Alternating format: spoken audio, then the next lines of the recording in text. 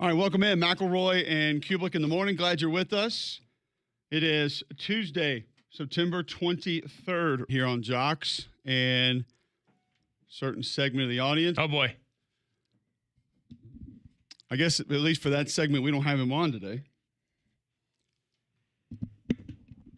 It's not often that in late September we open the show going basketball, but here we are. So that guy, whoever that guy was last time, he can go ahead and change the channel. Not a small story though. No. Bottom line, ESPN. Not super small. But Bruce Pearl retires at Auburn. And it was something that we talked about after I returned from the Bruce Pearl father-son basketball camp with my son. And he and I actually had a conversation about it. I thought he was going to give it another year, maybe two at the most.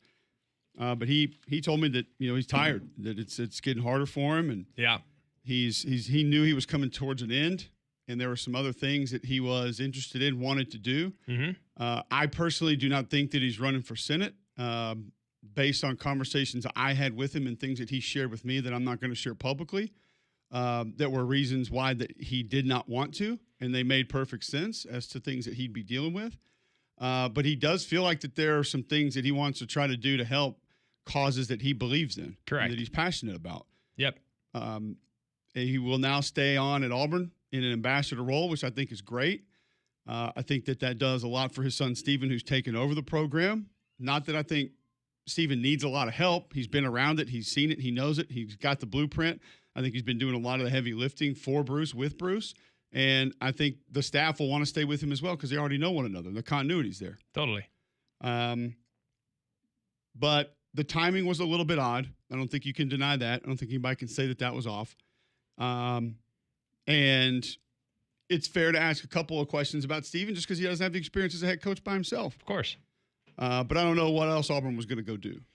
Well, a couple things. One, I think everybody should be thankful for the impact that Bruce Pearl had on this state of Alabama. Because God's honest truth, you want my honest opinion? I don't think Alabama's as committed to basketball if not for Bruce Pearl elevating the level of play at Auburn. I think it led to a trickle down. They go out, they say we got to identify the best coach and we got to resource that coach appropriately. So no matter how you feel about Alabama, Auburn, what have you, Bama, I think, was benefited from Bruce Pearl's Final Four run. It almost gave proof of concept. So I for one, am tremendously grateful that Bruce Pearl was at Auburn and had the success he did, because I think it led to our side of the state upping their game with a tremendous coach and tremendous talent acquisition and what have you. So that's the first thing. Second thing, Bruce has earned the right to do whatever it is he wants to do. Based on my understanding of the circumstances down there, I think he feels pretty good about the roster for the next few years. I think he likes the team.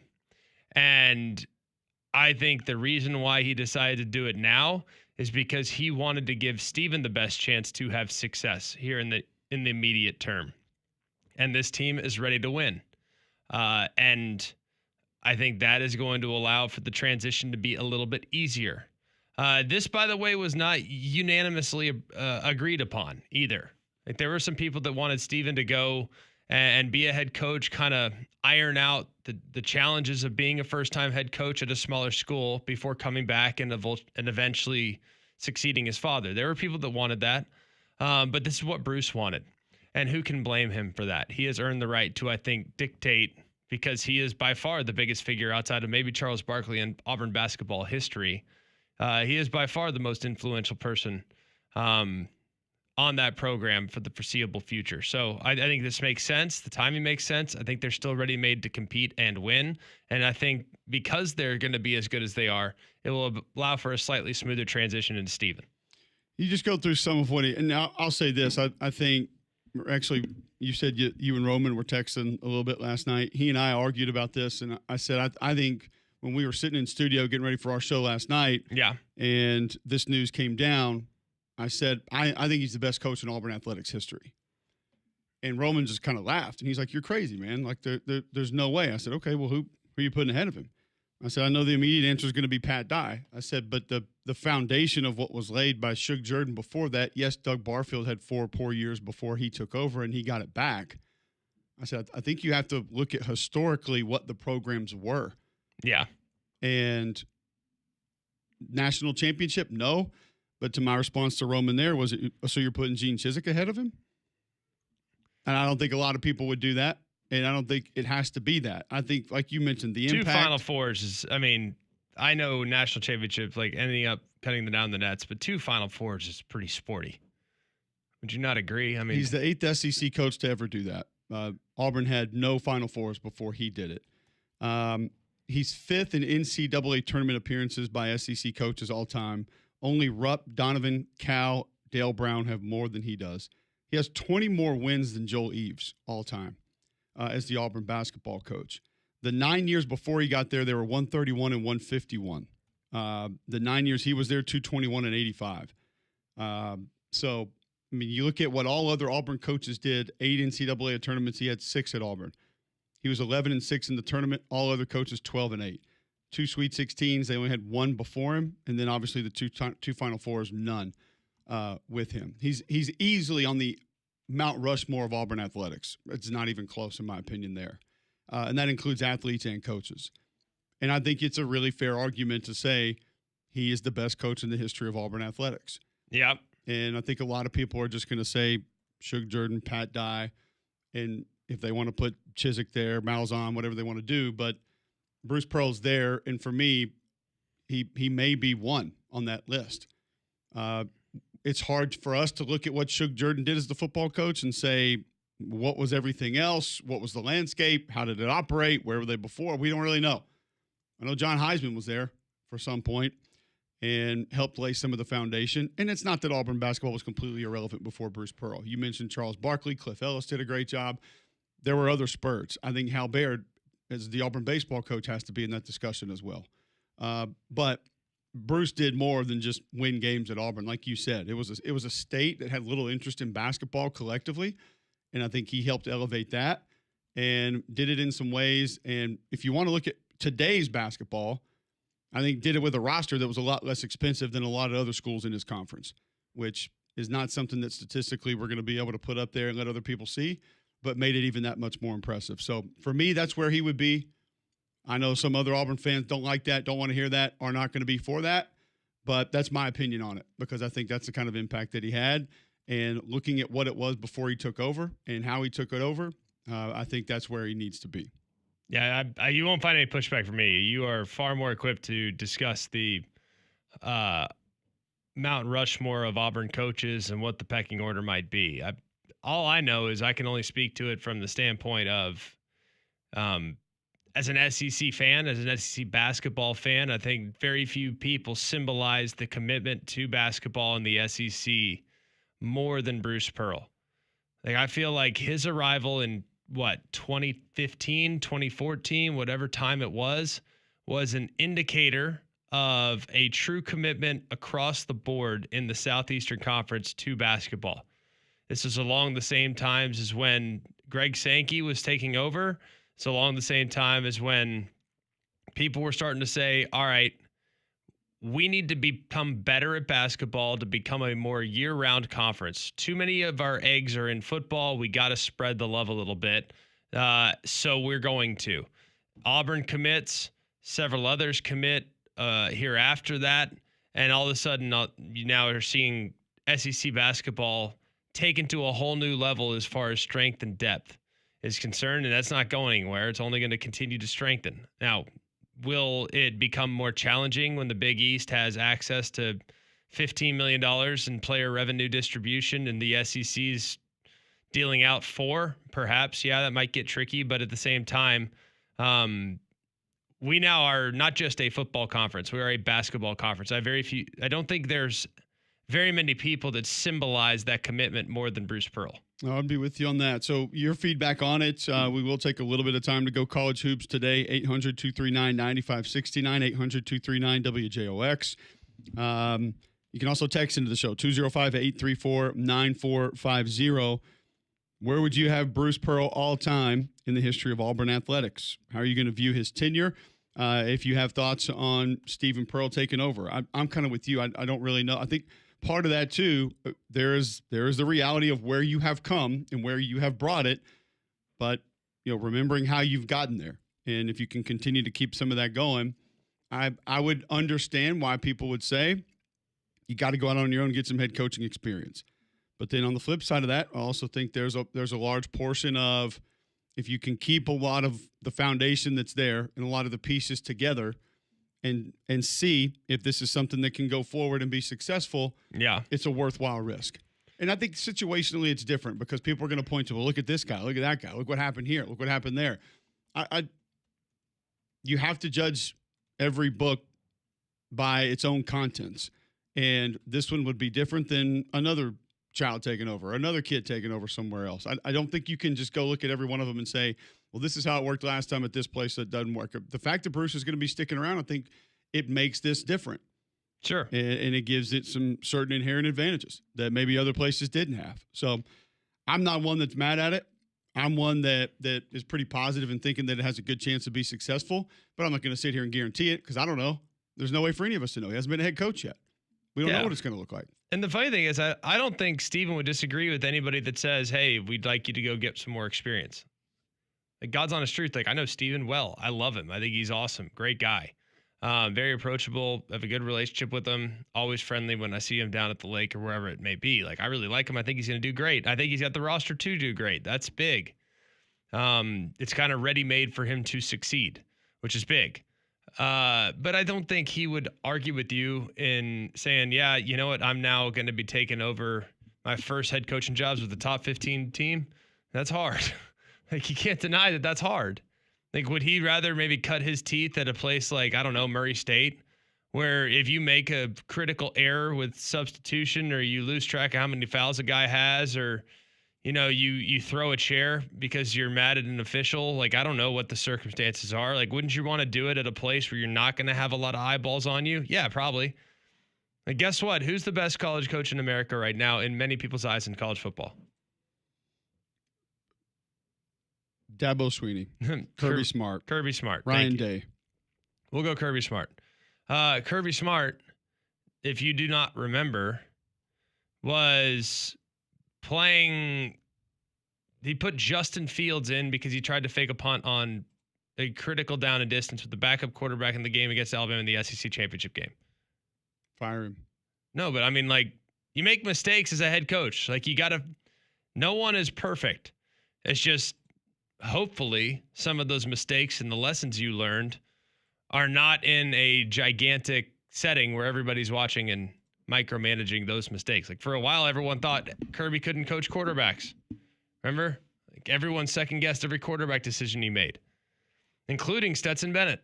I still don't think he can coach quarterbacks. Well, I'm just saying, like, it's hard to get, for your first job to be at a place with expectations is hard. I say that only because it's not what he does. Correct. But yeah, there's a little bit of tongue in cheek there, but it's a fair point. The guys, you have to learn sometimes on the job, and then manage it moving forward. This has been done before. Tony Bennett took over for his dad Dick. Scott and Bryce Drew after Homer. Obviously here in Birmingham, Murray Bartow taking over for Gene. Joey Meyer at DePaul took over for Ray. It's happened prior. But one thing that you do also wonder, Greg, we talk about how healthy college football is right now. Yeah. And some of what is happening within the sport, I do think accidentally has helped it, has aided it, the conversation year round, different things of that nature, more teams maybe being relevant. And in college basketball, it's almost like it completely disappeared for a short period of time, and now it's back. I don't know if it's as strong as it was, say, late 90s, early 2000s. But it feels like it's getting stronger, and it's odd to say that because the coaching prowess that has stepped away since 2021, you probably wouldn't believe that was going to be possible. When you think about the fact of Roy Williams, Jay Wright, Coach K, Boeheim, Larinaga, Tony Bennett, Leonard Hamilton, and now Bruce Pearl have all stepped away. Yet it feels like there's this surge that's continuing in college basketball. And it's continuing to grow in popularity. People are kind of getting back on board with it. Maybe I'm clouded with that because Alabama and Auburn have been so good the last few years, and that's where we live. And Sanford's been really good, and UAB's been really good. Maybe I'm just a little clouded because of how good we've had it here. Yeah. But it feels like from where we were when we first went to the one and done, and then it kind of started to go downhill a little bit. I can't Sure. I'm trying to think of the years to put on it. Like, No, I think you're 100% right. I think it has everything to do with the one and done. Because now in the NIL era, guys are deciding to stay. Now, I'm not suggesting that everybody isn't transferring all over the place. It feels like half the team is transferring every year. That's basketball for you. But I agree with you. Like, I think basketball has become far more consumable than the one and done era. With those guys, it's like, man, I don't even know what I have until mid-January. You know what I mean? And it does have a lot to do with the fact that our teams are good. I think that probably definitely clouds helps. my judgment just a little bit. But it helps. I mean, but it also, that's not the only reason, I don't think. I would agree. I would also agree that this is the season and the heat at night. That stress on your home comfort system is why you need a Train. They've been named America's most trusted brand 11 consecutive years. So you can count on the reliability of a Train to keep your home and family comfortable. For Train.com, it's hard to stop a Train. We'll take your feedback, 800-239-9569. Text in 205-834-9450. Tweet in @Mac and the conversation with Bruce Pearl stepping down at Auburn. Then we roll into college football next on Jocks.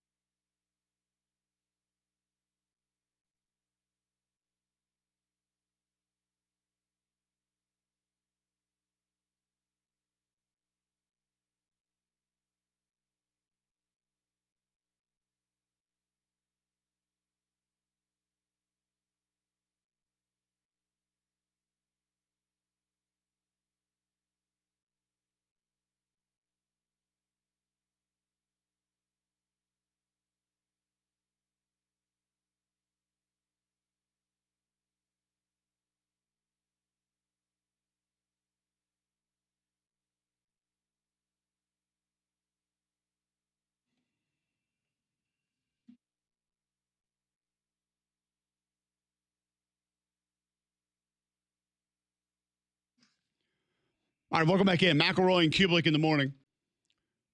Appreciate you guys tuning in. 800-239-9569. You want to talk Bruce Pearl stepping down at Auburn? We can do that. Just an impressive what he had done, what he had accomplished there as the Auburn head basketball coach. Tweet in @Mac and Cube. Also, if you want to be a part of that. I saw our buddy Fran Fraschilla tweet this out. In 109 years of basketball, Auburn won 53% of its games and won 2 SEC titles in 11 years. Bruce won 65% of his games, 3 SEC titles, and took Auburn to 2 Final Fours. It's not a bad run. Not a bad run there for Bruce Pearl at Auburn. What is the text line saying, Damien, about Bruce Pearl stepping down at Auburn? We had somebody text in. He said he's definitely on the Mount Rushmore, and they're agreeing with Pat Dye would be number 1, but Bruce is number 2. Somebody else texts in and says David Marsh is on the short list. No, absolutely. I mean, he was dominant for a time there at Auburn. I mean, they had the premier swimming program in the country. He was unbelievable. Somebody says without Tony Barbie, there's no Bruce Pearl.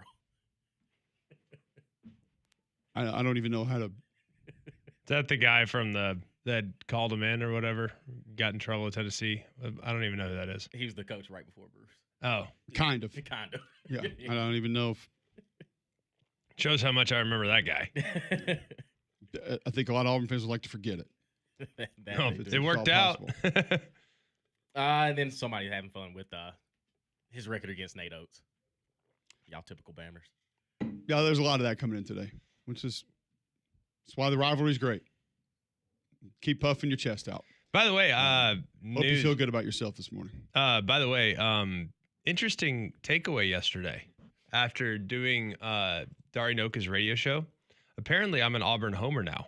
Really? Hell yeah. Let's go. Auburn radio. Yeah. Lock it in. Let's go. It's about time. So that's big. Welcome. Now, I will admit, I am kind of amazed at the insecurity and the sensitivity from the Oklahoma fan base from time to time. It does happen. Like I've noticed this before. This is not my first run-in with them in the last 10 to 12 years. But it's pretty amazing how much they have kind of come after me in places. And I don't even have social media.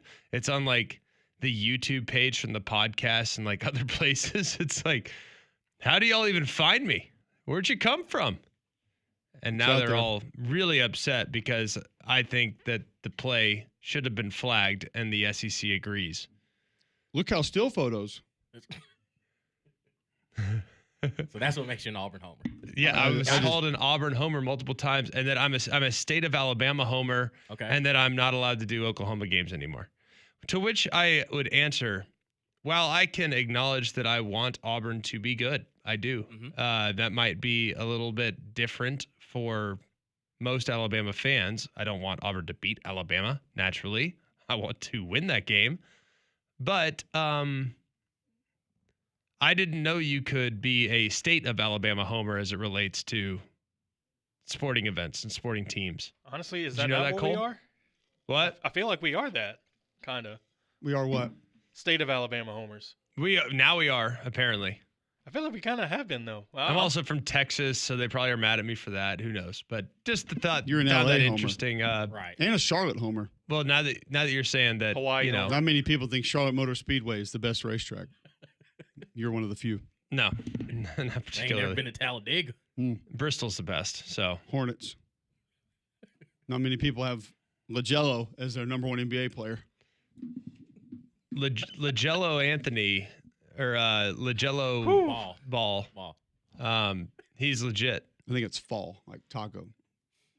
LaGello. I have seen some of this, and I have done my best to mute this and move away from this.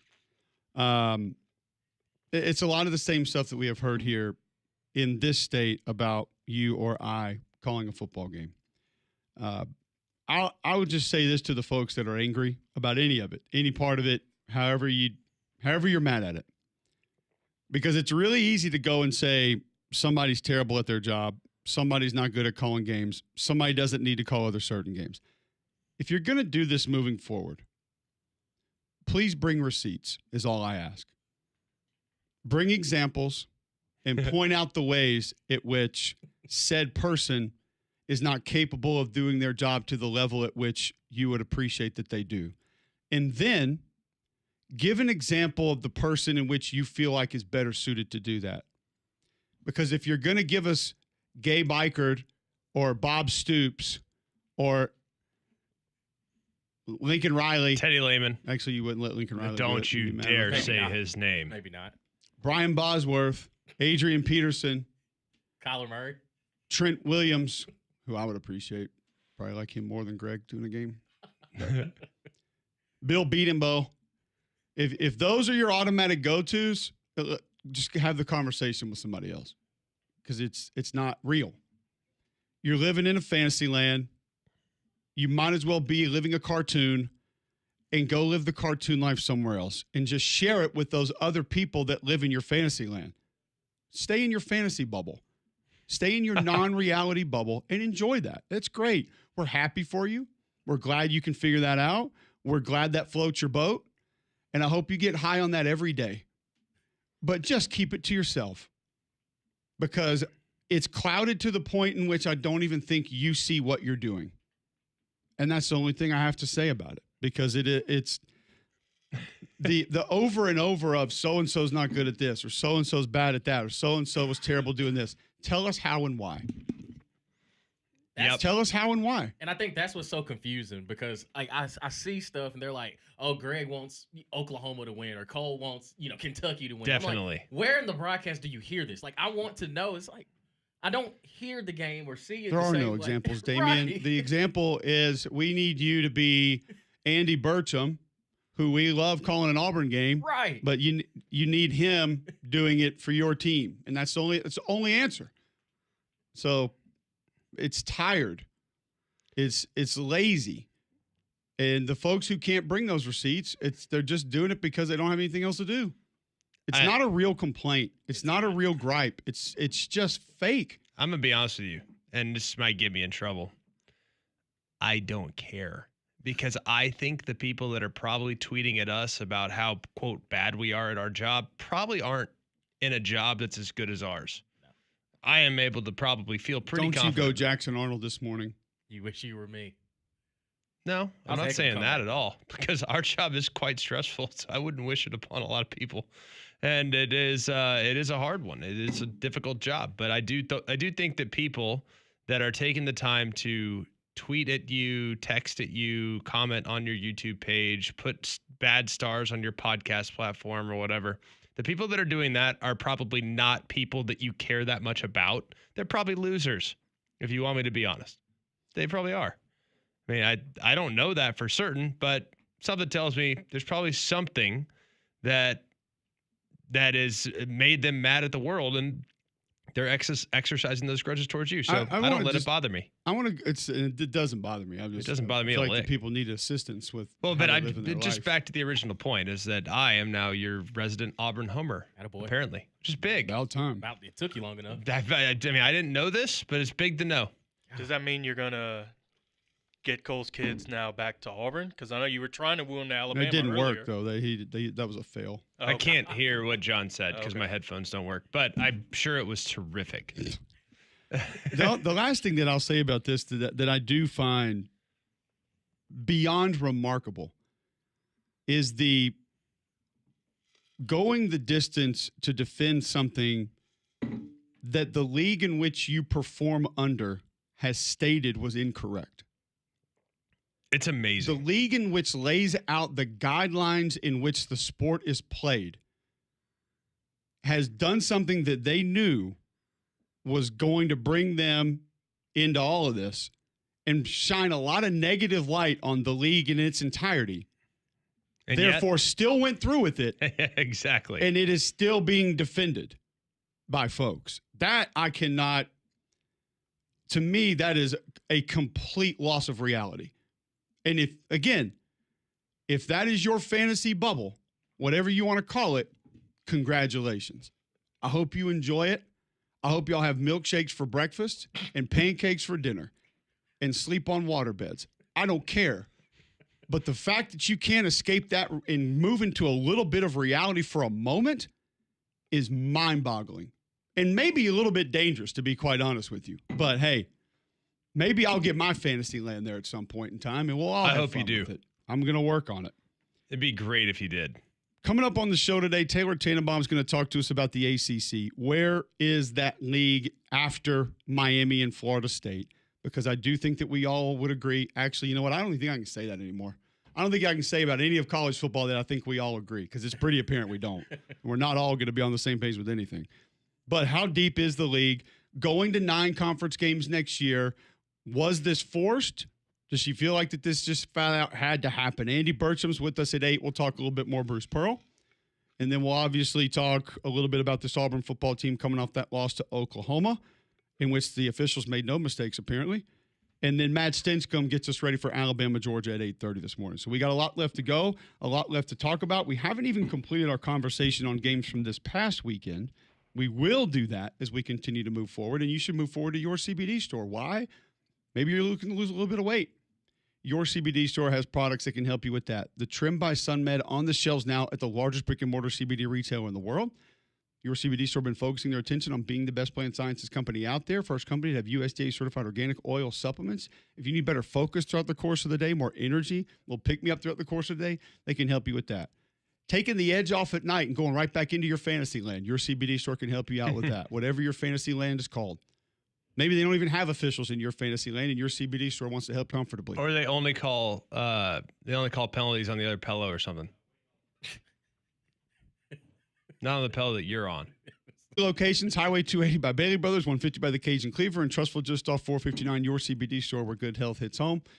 Back college football from this, not football, but football from this past.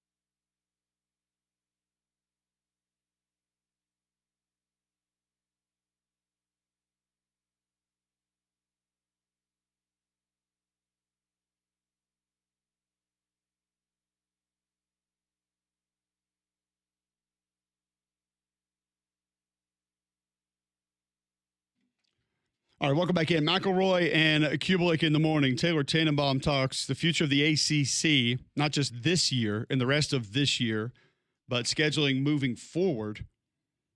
In about 4 minutes, talking a little bit of Auburn, Oklahoma. We're talking a little bit of where things are headed next, but there are a couple of games, Greg, from over the weekend that we haven't gotten to just yet. Did you have a chance against South Carolina yet? I peeked it, yeah, but I haven't dove deep. You saw what I was working on yesterday. I was watching Texas Tech run game. I want you to get into the Missouri run game. And I'll do see it a right little bit now. what You want me they're to do doing. it right this second? No, but I'd rather you focus on the show. Well, I can and do it be both. somewhat dialed in with us. I can do both. It's. I think that they're ahead of where a lot of people are, and a lot of people view them right now. Which, you know what? When you look at the AP poll, I think that's fair to say about 20 or 22 of the 25 teams, as far as where we have them ranked right now. So you don't like where some of these teams are ranked, or you do like? I where mean, I some of these wouldn't have teams are Ohio ranked? State at 1. That would be Miami. Correct. Same. I'm not real sure how LSU is at 4, but You would have here them we are. higher or lower? Lower. I mean, how good is the? That's one thing that when we come to the AP poll, and a lot of people are going to do things different ways. Like we talk about keeping teams at a spot, but what about keeping the wins where they are, and letting the perception of that stay moving forward? Like how good is the Clemson win really right now for It's LSU? not. So Who would you have? I who think would I'd you probably have have in the Oregon top a little five bit then? higher. Miami would definitely be 1. I have Miami 1. I would probably have Ohio State at 2. I'd be fine with that. Georgia might be 3. See, I have Oregon 3. I'm fine with Oregon 3 because I was going to have them 4. I don't mind either one of those.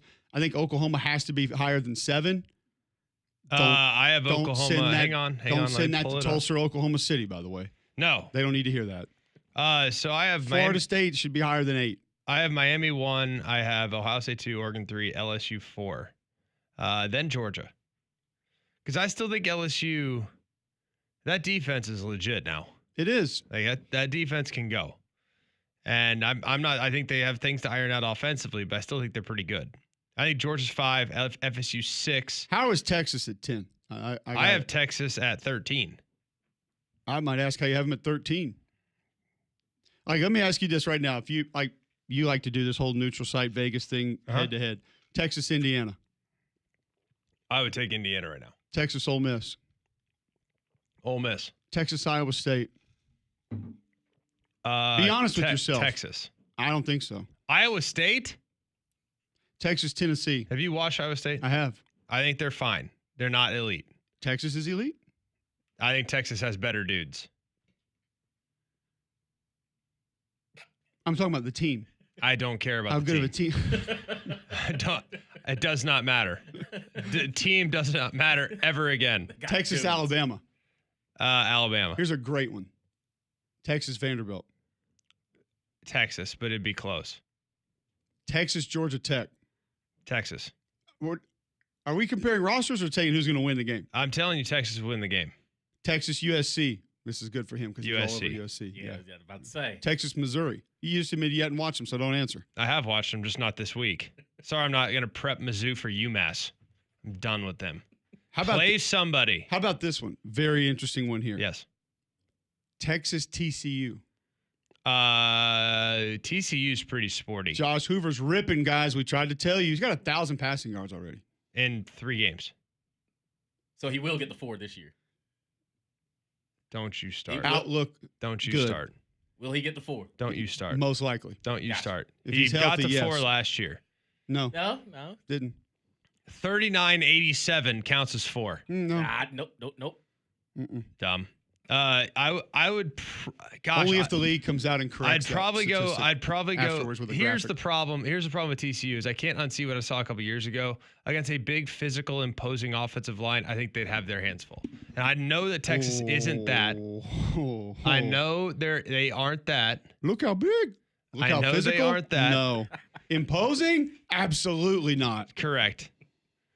But if you look at them, I think in that game they would bludgeon them. No, I don't think so. They don't know how to do that yet. No one says they know how. I'm saying that TCU could be a good quality get right recipe to get them where they need to go. I just gave you a lot of teams that are ranked below Texas right now, and the majority of which you said you believe would Texas, Missouri. I'd probably lean Mizzou. Mizzou would rock Texas right now. The way they're playing, Yes. I think this is. I'm just telling you the way that the two Michigan teams or Texas. the way the two teams are playing football right now. I would almost lean Michigan in that game. Now, I will say this. I think Arch took a step in this last game. I know the level of competition, but I like You can get better against looked bad like he teams. found a little bit of his calm, and some things were – it looked like everything sort of fit together a little bit more. So if they continue taking some steps, I won't have the same view of them. But right now, I don't like Texas against any team that can dent your face mask. I'll just put it that way. Fair enough. Any team that enjoys imposing physical harm, I'm going to take that team against Texas if the talent is somewhat close. Because if we're just doing rosters, yeah, I mean, we might take Texas over Miami and Ohio State if we're just doing rosters. Might take them over LSU if it's just rosters. No, I think that Texas is kind of going through the motions right now, if you want me to be honest. I kind of feel the same way about Texas I do about Penn State. Like, it's hard for me to really take them seriously until I feel like they got to have it. And I do feel like the Ohio State game was a wake-up call for them to the point in which I just didn't respond very well to getting hit right in the teeth. But the game was not as one-sided as some people want to remember it. No, definitely not. There were a couple of plays here or there in which that thing could have gotten in favor of Texas. And Ohio State's very good. We both really like Ohio State. So I don't know. I think Texas is... I put them in the Penn State category of underachievement at this point. Okay. Like, they haven't looked good, but then again, do we really know? It does feel like a team that the switch can be hit at just about any moment. And then all of a sudden, we're going to try to add some value here on Jock so you can look at a certain thing a little bit of a different way. I'll introduce you to our friend and wealth advisor, Tad Hill, your trusted retirement planning partner. Tad, the co-host of the Retire with Freedom Radio, designated by Forbes as the #1 financial securities professional in the state of Alabama multiple years running. Tad, what do you have for us today? Okay, today is a topic that we've discussed before, but it's a pretty constant issue, and that is market volatility. And definitely the markets have been topsy-turvy for months in a row now. And if you're already retired or you're within 5 years of it, there's a thing called sequence of returns risk. And I can't go through all the math here. I can do that in our course or in a visit. But the bottom line is if you get are at a much higher retire with mind to help you build you, I would really encourage you to. Way to do that is to take 0006, text jocks. This is a services are made available. More information about Forbes rank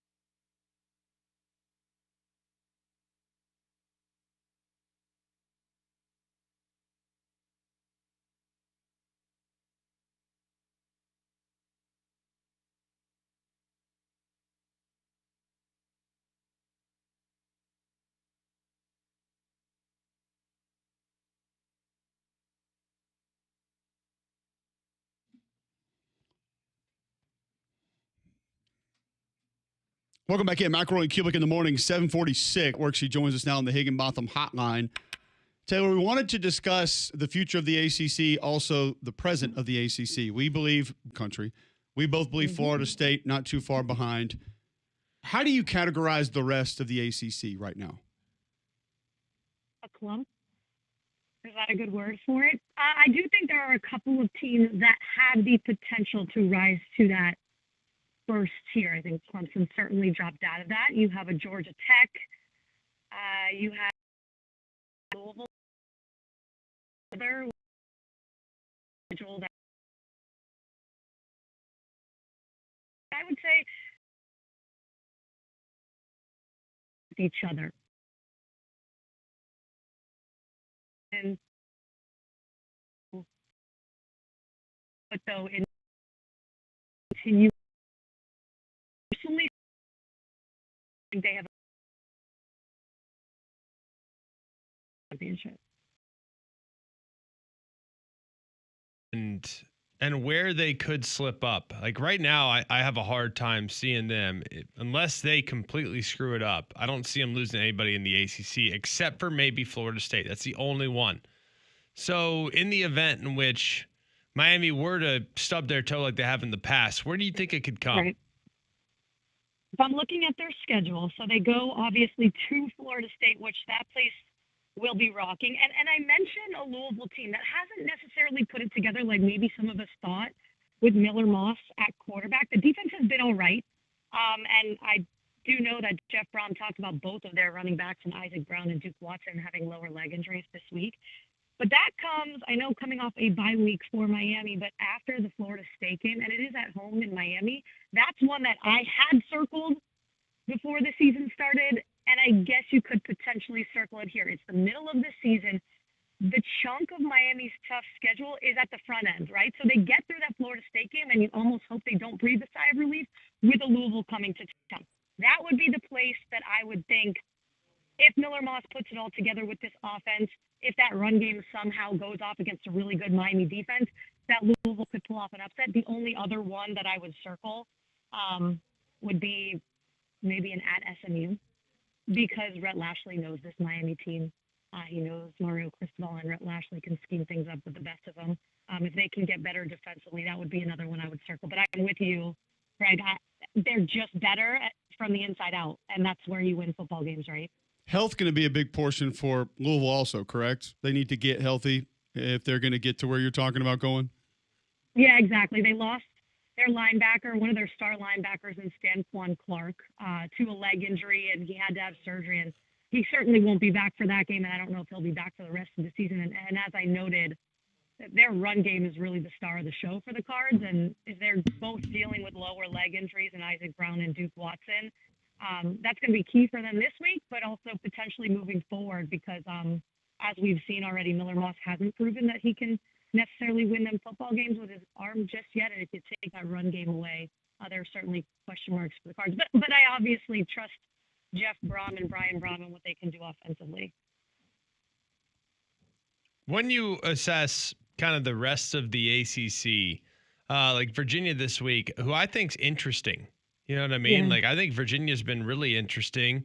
Now, I don't know if they'll be able to stop the run. NC State ran through them like a hot knife through butter, but I do think they can score. So when you look at the rest of the ACC, like, who do you think is the most dangerous team that we're not really talking about? That would be a good one because of how they're playing offensively and because they have a veteran quarterback in Chandler Morris. Chandler Morris, who came over from North Texas, keep in mind, he's been at Oklahoma, TCU. He just dealt with injuries his entire career and couldn't stay on field. Those are places he won the starting quarterback job.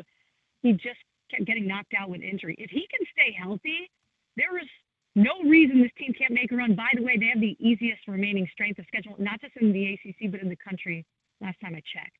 So that bodes well for them. A lot of this is stacking up a schedule, right? I wish I could say a Syracuse team because they just knocked off a Clemson team, but honestly, their schedule is absolutely brutal. But the team you kind of just alluded to would be an NC State team. And I know they just took a loss to Duke, but a lot of that was self-inflicted, man. CJ Bailey is one of the better young quarterbacks in the country. If you haven't been paying attention, he's 6'7", gigantic, and just like continues to keep growing. I don't know how much taller he can possibly get. He had 3 uncharacteristic interceptions. But you alluded to that run game for NC State, which has been really their Achilles heel. They have not been able to run the football over the past 4 or 5 years, and that's really what, in my opinion, has held them back. They have a run game going now with Hollywood Smothers, and they still, even in loss to Duke, they had the run game going, nearly 200 yards on the ground. So I would argue if NC State cannot beat themselves offensively, that's a team in Dave Dorn that can be a sleeper in this league. And plus, it's a tough place to play in Raleigh when that place is rocking.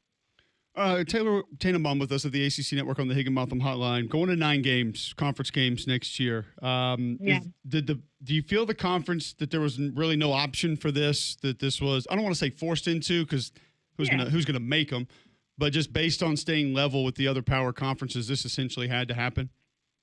Absolutely. And I think if you're not going to keep up with the times, which has maybe been at times the issue, you're going to fall even further behind. And I think they recognize that. And when that news came through yesterday, I know not everyone expected that vote to be, pushed through as early as yesterday. I think it was more so just a conversation. But clearly, you had a majority of the 16 football schools on board. And it's also big picture, because with the college football playoff eventually, inevitably expanding, the ACC wants to remain competitive in the fact that they feel like they deserve more than an allotted couple of spots compared to the Big Ten and the SEC. In order to do that, you have to have a tough schedule, and you have to be able to compete in those conversations and saying, no, we're playing just as tough of competition annually as you are, so we deserve a level playing field. So I think it's the right thing to do. I don't know how it turns out. There's a lot to iron out, especially with an uneven number of teams in the ACC. It's 17. You're going to have one team that has an 8-2 versus a 9-1 schedule. But I think it's what had to be done. It's what's necessary to be done. And I think it's a positive thing that Jim Phillips, the commissioner, and the league decided to push forward with this, because if you're not going to change, like I said, it's going to continue changing without you then. The only problem that I have with it, Taylor, is I don't think, with the emphasis being on strength of schedule, I don't think playing an additional game against Syracuse is going to strengthen your schedule as much as playing an additional game against a Big Ten opponent, a la, I don't know, if you can get SC on your schedule, that'd be huge, right? Or something like that. Like, that's my only concern, is that does this really strengthen their schedule? That's especially with the perception of some of the bottom half of the ACC. I agree with that. And I think that is probably the one area where people like the Clemsons and the Florida States are saying, whoa. That doesn't help us necessarily, because we can go out and schedule and win those big games against, the Auburns of the world and the SCs of the world and those types of things. We know Clemson already has a home-and-home series with Notre Dame scheduled for the future, starting here shortly. So that is the one issue, I think, maybe for the rest of the league. They're banking on the fact that these teams continue to invest in football and continue to be better. But I guess it guarantees a Power 4 game as opposed to a cupcake game, if you will. But I agree. I think that's the one area, especially for your top-tier teams in the league, that may have pushed back, that probably likely pushed back, had an issue with. We've got about 30 seconds left. Does it change anything with Notre Dame moving forward? I can't definitively say that. I know people in this league and the league itself, and Commissioner Jim Phillips would love for Notre Dame to join the league. I don't think that's happening anytime soon. But I would think there's going to be a concerted effort to make sure the teams that can compete and can be the best chance to be in the college football playoff will continue to play the Irish as often as possible. Yeah, good stuff. Taylor, thank you so much for hopping on, providing some clarity to the ACC this year and moving forward. Thank you, and we'll catch up again soon. Big fan of the show, guys. Thank you. Thank you. So that makes one. We got one. One big fan. Does she live in Oklahoma? Absolutely not. Heck yeah. Andy Burcham will join us next to talk Bruce Pearl. Auburn coming off the Oklahoma loss. Where does he feel like this would rank as